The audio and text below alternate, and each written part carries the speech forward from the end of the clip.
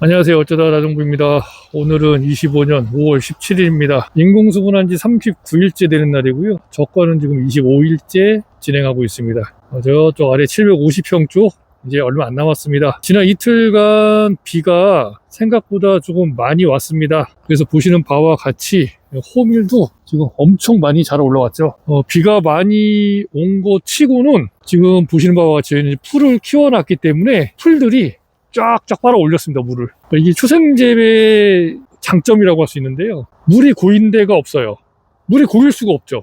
왜냐면 호미를 계속 키우면서 경반층 파괴해서 비가 오는 족족이 다 땅속으로 스며들죠. 왜냐면 뿌리가 계속 이 땅속 안에 있기 때문에, 저희는 로타리를 치지 않기 때문에 뿌리가 썩으면 생긴 공국을 그대로 유지합니다. 물론 사람이 밟거나 아니면 SS기가 방지할 때 밟아서 망가지는 공국도 있지만 그렇지 않은 공국들이 더 많다는 거죠. 왜냐면 SS기는 가운데로만 가고 사람은 다니더라도 계속 다니는 게 아니기 때문에 작업할 때만 다니니까 뿌리는 계속 어느 정도 있고, 그래서 그 뿌리 속으로 물이 비가 아무리 많이 와도 계속 스며들어 버리기 때문에, 그리고 그 스며든 물을 이 뿌리들이, 이 풀들이 계속 빨아 올리니까 이렇게 쭉쭉 자라 올라옵니다. 그래서 저희는 비가 많이 와도 배나무가 생리작용을 겪지 않습니다. 이게 굉장히 중요한 게, 올해 듣기로는 6월 중순부터인가 아마 장마가 시작된다고 합니다. 비가 많이 올 걸로 올해 예상이 되거든요. 내 배 과수원의 토양이 공극이 없고 딱딱하고, 만약 이렇다면 비가 왔을 때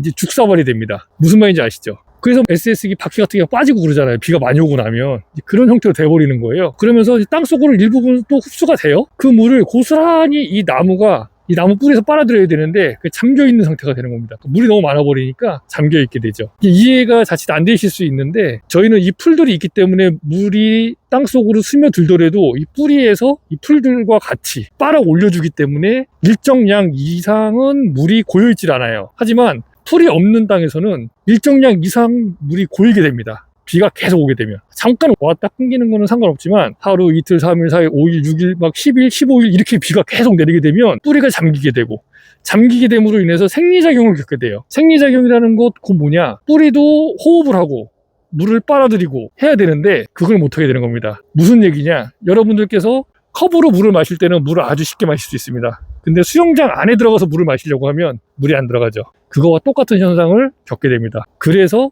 그때부터는 또 배나무가 물을 못 빨아들이니까 배도 못 키우고, 땅속에 있는 양분, 수분 이런 것들이 잘 빨아 올려져서 위로 올라가서 위에서 이 잎사귀가 탄수화물을 만들어주고, 그것도 이제 왔다 갔다 하면서 이렇게 양분을 지속적으로 공급을 해줘야 배가 크는데, 그때는 배가 전혀 안 크고 있는 거죠. 그게 장마 기간이 일주일이다 보면 일주일 내내 그런 현상이 발생이 될 수도 있고, 2주일 걸린다고 2주일 내내 그런 현상이 발생될 수가 있는 겁니다. 그래서 토양을 잘 만들어주는 게 중요하다. 그래서 제가 힘들지만 이 초생재배를 고집하는 이유가 여기에 있다고 보셔도 좋을 것 같습니다. 자, 그래서 오늘 초생재배에 대해서 간단하게 설명드려보았습니다. 여러분들 아마 대부분 과수원에 지금 나무 밑에는 다 제초 작업이 돼 있어서 풀이 하나도 없을 거고, 이런데도 다 아마 풀을 아주 땅바닥이 보일 정도로 다 깎아놨기 때문에 물이 고여있는 것도 있고, 그죠?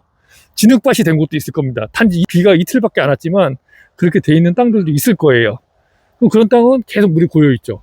그리고 그 물이 고여있음으로 인해서 또 그 과수원은 습해집니다. 습도가 엄청 높아져요. 왜냐면 땅에 물이 계속 있으니까. 저희는 물이 없잖아요. 땅속으로 스며들었고 그걸 빨아들여서 이 풀들이 자란 거기 때문에, 그리고 증산작용에서 다 날아가 버렸기 때문에 우리 과수원은 굉장히 지금 쾌적하고, 습도도 아주 딱 이 과수원에 맞게 자기들이 살아갈 수 있을 정도의 습도를 유지하고 있다. 이러한 환경 자체가 병이랑 충을 얼마나 더 많이 생기게 하느냐, 생기지 않게 하느냐에 대한 부분도 있습니다. 그리고 보시는 바와 같이 지금 해가 나왔는데 저희 잎사귀가 엄청 많습니다. 잎사귀가 엄청 많아도 이 바닥에 지금 햇빛 떨어지는 거 보세요. 햇빛이 골고루 다 떨어집니다. 거의 안 떨어지는 곳이 없을 정도로.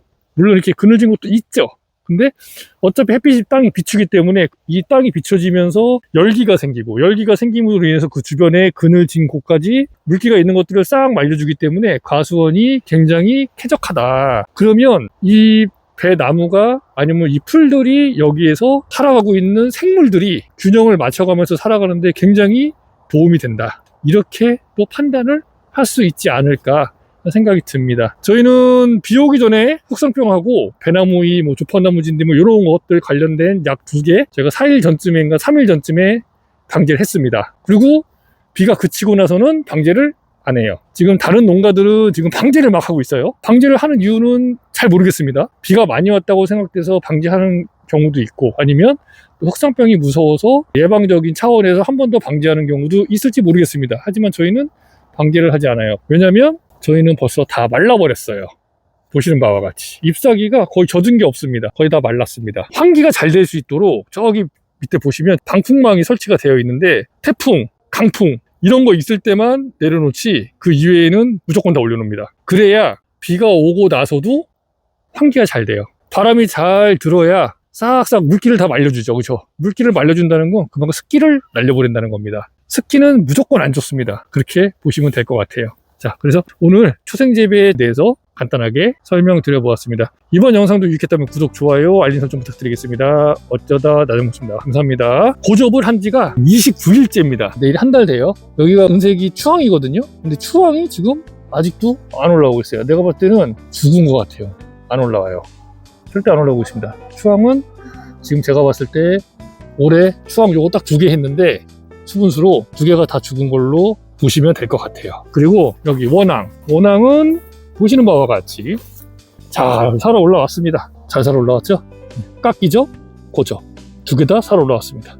그래서 2개 했는데 2개 다 살아서 100% 이렇게 보시면 되겠습니다. 그래서 추황은 0%, 원앙은 100% 이렇게 올해 수분수 고조 깎이접 한 거는 결론이 났다라고 보시면 될 것 같아요. 내일쯤에 신고도 한번 얼마나 살았는지 한번 다니면서 보여드리도록 하겠습니다. 오늘 여기까지 하겠습니다.